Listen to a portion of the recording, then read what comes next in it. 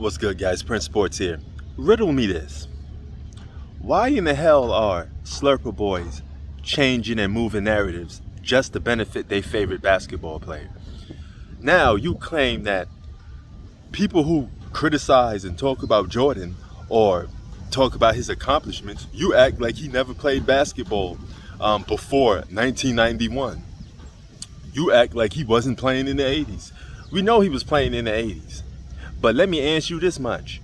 Why would we have the same energy for him playing in the 80s than we would have him being in his peak prime, being on a title contender, winning championships, or competing to win championships? There's levels to this. You do the same thing for LeBron James and any other basketball player that's first drafted into the NBA. You don't criticize him and say, hey, you better win an NBA championship. You the #1 draft pick. I suspect you to win an NBA championship. Who does that? Since when do we judge a 6th to 8th seed in the same light that we judge a 1 through 3 seed? Clearly, the 1 through 3 seed is going to be the team that's going to be favorites to win championships. You don't look at an 8th seed and say, well, they're the 8th seed. They better win an NBA championship. They got a super team. They're the best team in the world. No. You get judged accordingly based on your record. All right? And based on who you're playing with. Now, you may say, well, if LeBron was an 8th or a 6th to 8th seed, you'd be judging him. Yes, depending on who his teammates is. If he's on the title contender and the team that was perceived to win an NBA championship and you're playing with multiple all-stars, then the stakes is going to be high.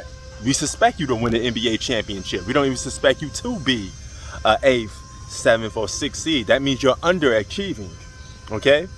Underachieving, not overachieving, not meeting expectations, lowering expectations. Period. Name me one time Michael Jordan was on a title contender from 1984 to 1989.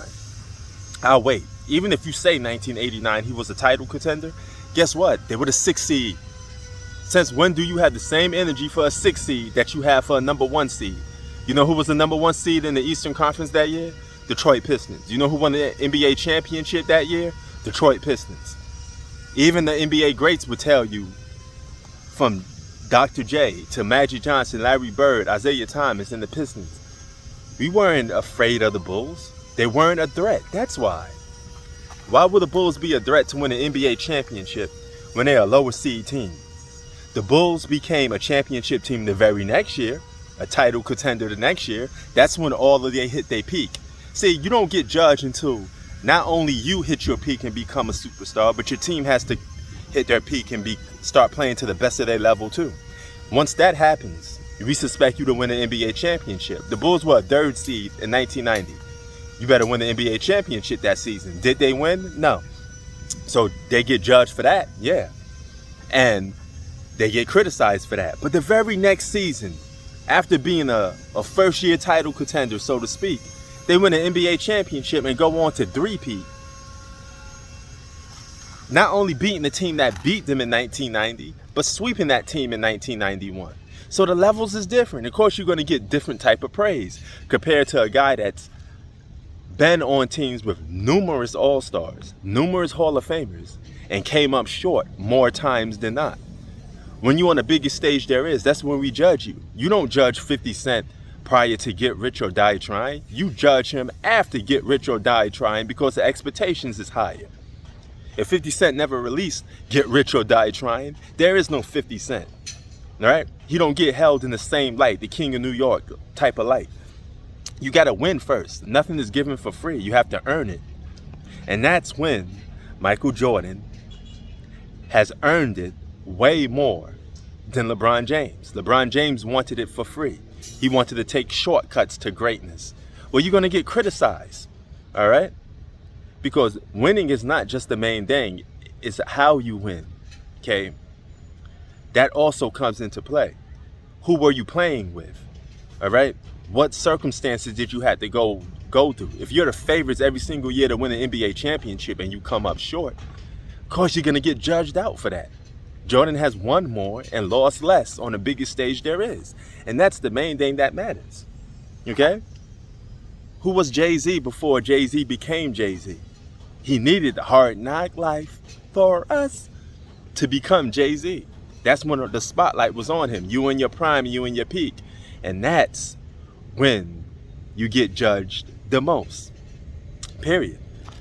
If you never hit that level, you're never going to get judged on the same level with the greats because you never got to that peak. Zion Williamson is the same thing. Nobody's going to judge Zion Williamson in the same light as Michael Jordan and LeBron James. It's too early. He's going to have to earn it. When he becomes a true threat, because right now they're babies, but when they become a true threat and he becomes a true superstar, right now he's an all-star. Jordan was an all-star for a lot of the years in the 80s. LeBron James was an all-star for a lot of years in the early 2000s. You don't judge LeBron James until 2009 and up, because 2009 he won 60 plus games and he was on the higher seed team. He was a title contender, right? The rest of the years before that, we don't rate or judge LeBron James in the same manner as we judge LeBron that said not one, not two, because the stakes are higher. So of course you're going to get judged differently, right? So with that being said, that's the reason why we don't judge Michael Jordan the same way from the 80s that we do from the 90s, okay? If Michael Jordan was playing with Kareem, coming up short, playing with Larry Bird, coming up short, being title contenders every single year, but coming up short, choking, then that'll be a different story now, will it? All right? But he wasn't on those teams, and he wasn't competing for a title until basically really 1990, the true legit year. You know, sports out. Peace.